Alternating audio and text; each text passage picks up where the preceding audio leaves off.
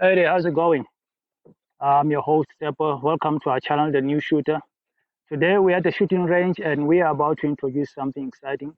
It is called the New Shooter Masterclass Series. So this series is going to be divided into 4 hunters. So here's a scenario.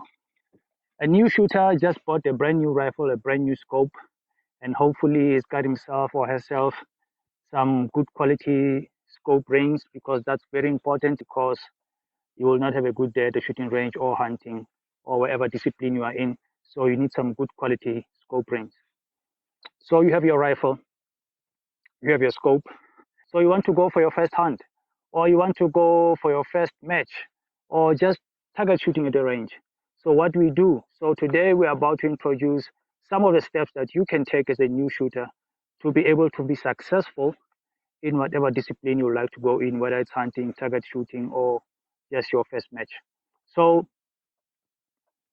this new shooter masterclass series, we're going to be dealing with how to zero your rifle. So basically, just to get started from there, because this is why we came here to the range for today, zeroing the rifle. What is a zero? So for me, the way I'll explain a zero is, say it's a confirmed distance at target, where your point of aim is the same as your point of impact. So for example, let's say you have a target at 100 yards. It's a confirmed distance, and you want to put or engage that target at 100 yards. You will look through your scope and you will get a straight line of sight from your eye through the scope to the target. But that does not necessarily mean that's where your impact is going to be. So zeroing your rifle means that now we're going to put measures in place so that what you see with your line of sight, which is your point of aim, is the same as your point of impact. So this is what we're going to do today. So this is how I will define a zero for now. So you can zero your rifle at any distance that you want. It could be 50, 100, 150, 200, doesn't matter. All it is that the distance has to be confirmed and the point of impact and the point of aim has to be the same. So in my experience, ever since I started shooting, I realized that for myself, and I'm trying to share this with you, maybe it will be of worth of information to you. So what I find out is that there are two main zeros. Of all the zeros that you can have at distances, there are basically two main zeros. The first zero is a well-known zero, which is set at 100 yards. The reason being, it is because it is easy to calculate. Is with a 100-yard zero, you'll realize once you set your zero at 100 yards, all your dials before the 100 yards and after the 100 yards, you dial up. So it becomes easier that way. And now the other zero, which I will call a maximum point blank range zero. So that zero is basically dependent on the speed or velocity of your bullet. So the 100-yard zero, now we know it is dependent on distance, it's 100 yards, but the maximum point blank zero is dependent on the speed of your bullet. So whatever cartridge you're using will determine what will be the best zero. Now, this maximum point blank range zero, I'm getting tongue tied. It's mostly used by hunters because it makes it easier for them. How so? It is because once you set it, you will have a broad range of distance whereby you don't have to dial anything. You can just aim, pull the trigger, and you'll be on target. You will not miss a game animal by using a point blank range zero. But that will also be proving it at the last video in the series, the New Shooter Masterclass series. How to set up a zero, there's a lot of videos on YouTube, you can look at that, but we're also going to do our own to see how we do that. Hopefully this will be easier for you. We are about to get on the rifle now. We have a target out there at 34 yards. But here's the thing. I have an assumption of what speed I have on my cartridge. I'm not quite sure. So I'm just going to set it at 34 anyway. Okay, because you'll find that with almost all centerfire rifles or centerfire cartridges, your maximum point blank range 0 will range between, say, 29 and 38. So what I did, I chose the middle part so that I can be able to get my speed in the third video that we're going to do now, where we find out the speed of the rifle. Anyway, let's get behind the rifle. All right, welcome. So now we're about to set up the 0. First thing that you'll do when you're about to set up a 0, the first thing is you will make your rifle safe. Move your magazine. Cycle your bolt. And because I have this cheek piece here, I have to remove the cheek piece for me to be able to remove the bolt. All right, so now I have this checked out, rifle safe. No ammunition anywhere in the rifle.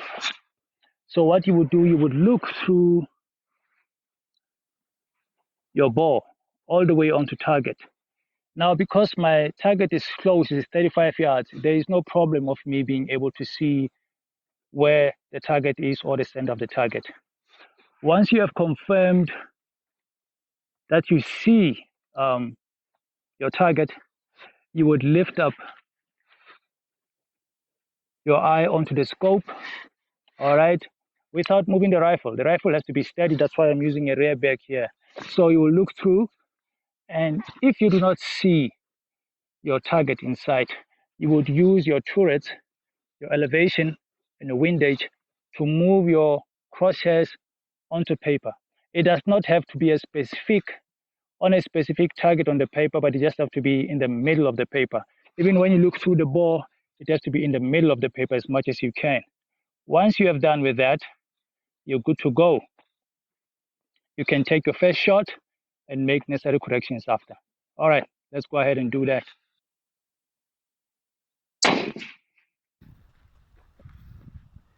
All right, as you can see, I was aiming here and I impacted there. If I divide it into 4, which is because it's inches now, and I'm going to use 0.25 inches of an inch to calculate, so that's 0.25, 0.5, 0.75, and 1. So I need to go down 0.75 of an inch, and I need to go to the right by 1 inch and then 0.25, so it's 1.25 inches. According to that target, I am 0.75 inch high and 1.25 inches to the left. So I need to go to the right and go down a bit. So there are 2 ways on how you can make that correction. What you can do is you can, once again, look through your rifle scope, put your crosshairs on your original point of aim, and then you will see that your bullet hole will be off from target, right? So what you would do now, you would use your elevation turret and your windage turret to dial your crosshairs towards the bullet hole. What is going to happen is my point of aim is here, my impact is here, right? So what I need to do now, I need to lift up my crosshair to that height and move them to the left that height until my point of aim is point of impact. And then I will take another shot. Option number 2, you can calculate it and dial it. Okay, bit of maths. So what we know is at 100 yards, 1 inch of deviation needs 1 MOA of correction to be on target. So now I'm at 34 yards. So 34 yards, it's 34% of 100. And once you remove the 34 yards, you are left with 66. So the formula is, let me cancel this out, open brackets. Now we're going to first do the elevation, right? open bracket, the elevation is 0.75. 0.75 plus the percentage of 100 from 38. So it's 34%. So plus 34%. Where's my percentage sign? There it is. Close bracket. So let's reiterate again. It's open bracket, 0.75 plus 34%, close bracket, plus open bracket, the same deviation again, which is 0.75 plus the remainder on the opposite side of that 34 minus of 100 minus 34, which is 66. But you'll write that in a percentage. So it's 66%. Close brackets. And the answer is 2.25. I'm going to go down 2.25. 1, 2, and 0.25, which is a quarter right there. Okay, we'll see where that takes us. And now for the windage, we'll use the same formula. Let's cancel out this one. So it's open brackets, and it is 1.25, right? 1.25 plus the distance in percentage, which is 34%, close brackets, plus open brackets, the same deviation, 1.25, plus the remainder of 100 minus 34, which is 66, in percentage, close brackets, 3.75. 1, 2, 3, 4, 1 MOA, 1, 2, 3, 4, 2 MOA, 1, 2, 3, 4, 3 MOA, and then 0.75, which is 1, 2, 3, 1, 2, 3. So I did that in clicks. Let's see if that will be right. So if you're running a mil scope, you use the same formula, and your answer, you divide it by 3.5. That will be your correction for your mil scope. Now, I'm going to use the same bullet hole that I shot previously as my point of aim. Let's see how far that will put me. Good for us, not good for me. And what do you know, ladies and gentlemen, is how to set up a zero.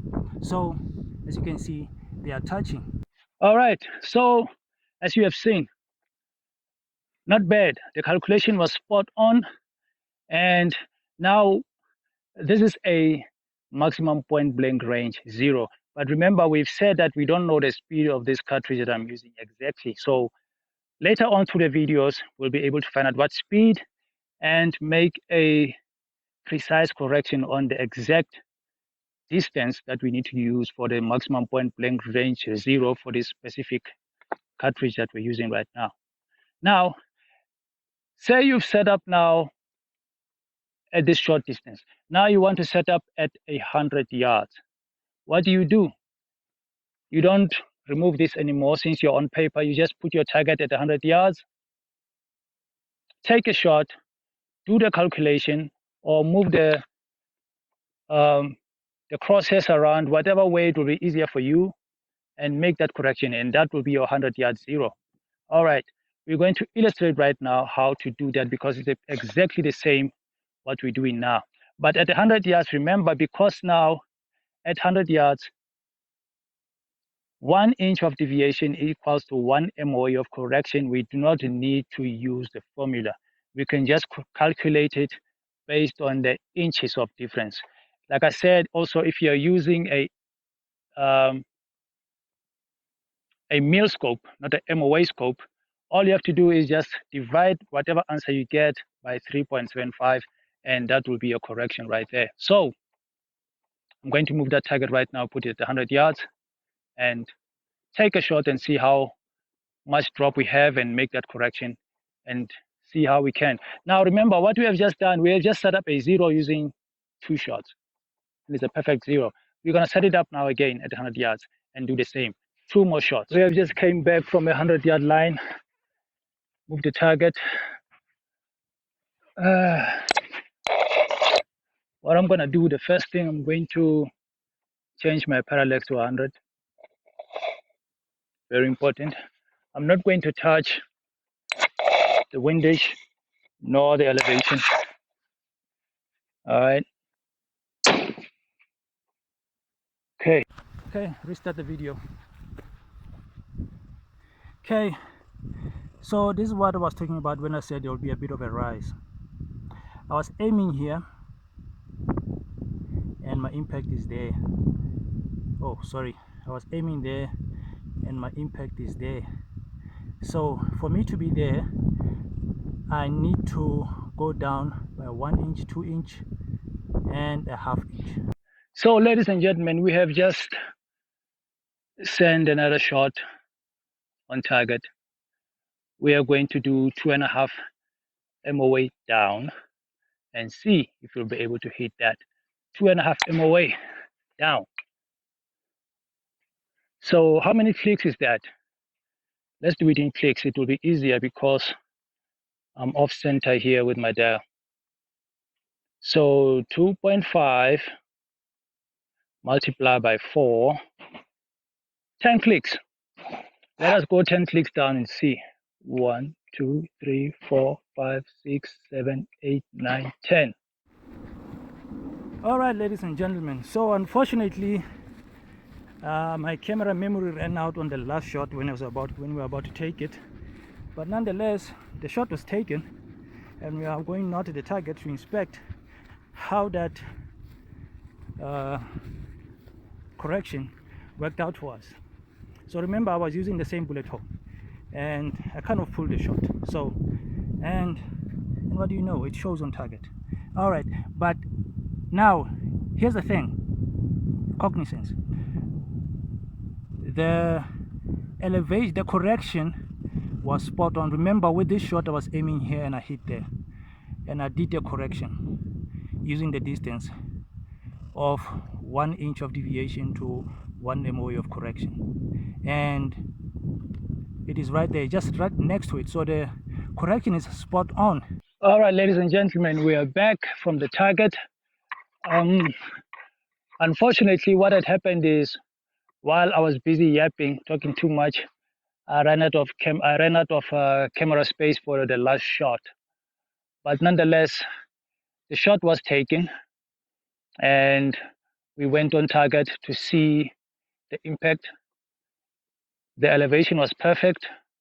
I was just half a MOA off to the right, but I took a shot anyway, the second one. But the elevation was spot on. As they say it, you can take that to the bank and cash it, because it will pay out. Because the formula that I've shared with you guys now, it is spot on. It is 100%.